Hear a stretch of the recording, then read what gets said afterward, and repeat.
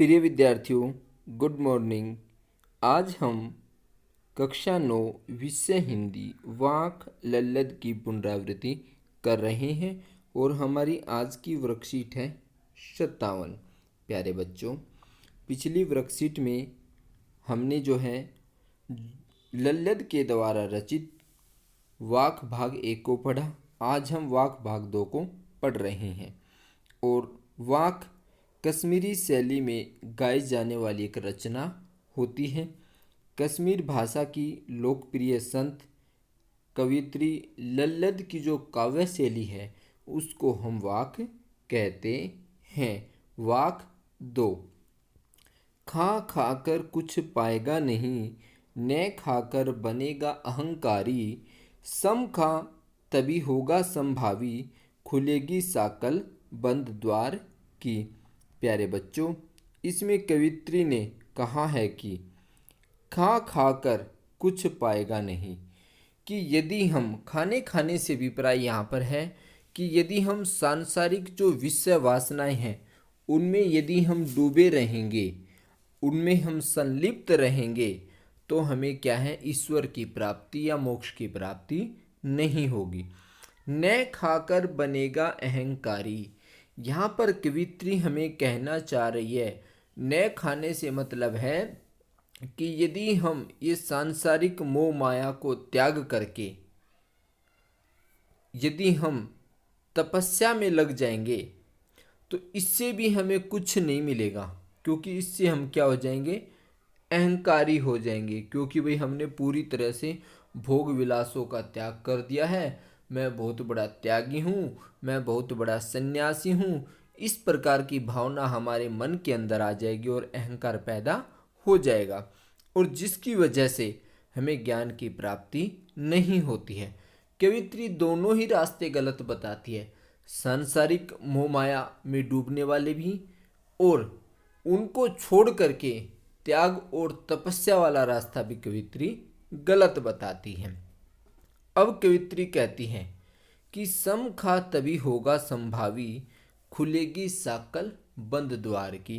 कवित्री कहती है कि जब तक हम भोग विलास में लिप्त रहते हैं तब तक हमें सच्चे ज्ञान की प्राप्ति नहीं हो सकती है, और जब हम त्याग और तपस्या में लीन हो जाते हैं तब हमारे अंदर अहंकार आ जाता है, और तब भी हम जो है सच्चे ज्ञान की प्राप्ति नहीं कर पाते। इसलिए हमें सम खा तभी होगा संभावी।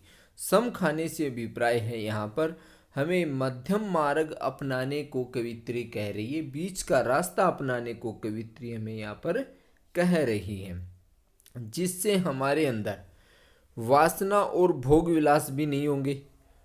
भाई जब हम मध्यम मार्ग अपनाएंगे तो न तो हम सांसारिक मोह माया में पड़ेंगे और न ही हम त्याग तपस्या के चक्कर में पड़ेंगे, और न ही हमारे अंदर अहंकार पनप पाएगा, और तभी हमारे अंदर जो है समानता की भावना आ पाएगी।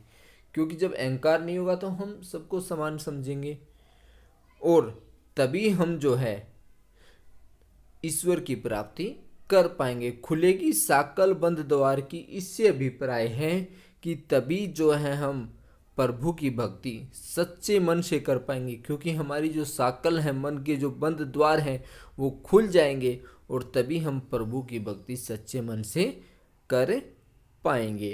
प्यारे बच्चों, अब आगे, अब इसके अभ्यास के प्रश्न हैं, कवित्री बीच का मार्ग अपनाने की सलाह क्यों देती है। प्यारे बच्चों, ये आपकी वर्कशीट है, सॉल्यूशन क्यों ही।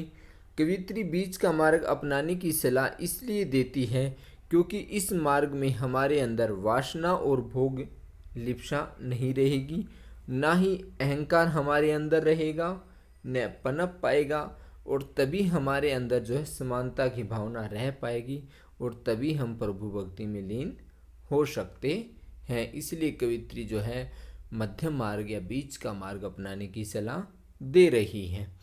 अब हमारा प्रश्न नंबर 2 है, बंद द्वार की साकल खोलने के लिए कवित्री ने क्या उपाय सुझाया है। प्यारे बच्चों, कवित्री ने बंद द्वार की साकल खोलने के लिए कवित्री ने उपाय सुझाया है कि भोग विलास और त्याग के बीच संतुलन बनाए रखते हुए हम काम करें। अज्ञान ही बंद द्वार की शाकल है, क्योंकि अज्ञान है तभी तो हमारा द्वार बंद है, ज्ञान हो जाएगा तो शाकल खुल जाएंगी सब। अतः अंधकार से छुटकारा पाने के लिए अंतः और बाह्य इंद्रियों पर नियंत्रण रखने से ही हमें मुक्ति मिल सकती है। अर्थात हमें इंद्रियों पर नियंत्रण रखना है और तभी हमें मुक्ति मिल सकती है। प्यारे बच्चों, अब आगे प्रश्न नंबर 3, कवित्री ने ईश्वर को प्राप्त करने के लिए कौन कौन से 2 मार्ग गलत बताए हैं।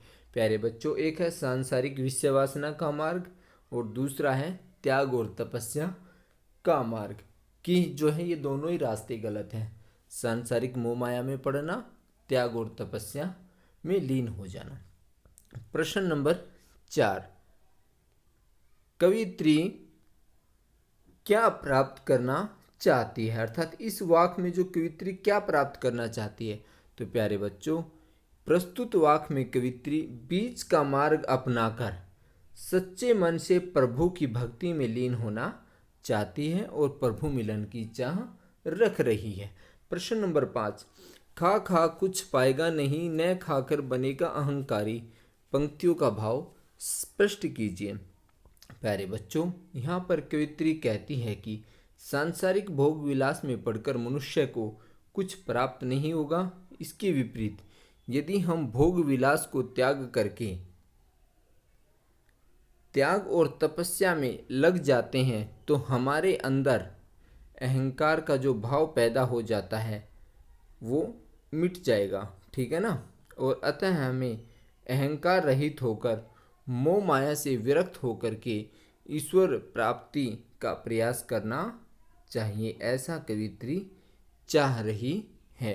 तो आशा करता हूँ प्यारे बच्चों आप इसको समझ गए होंगे।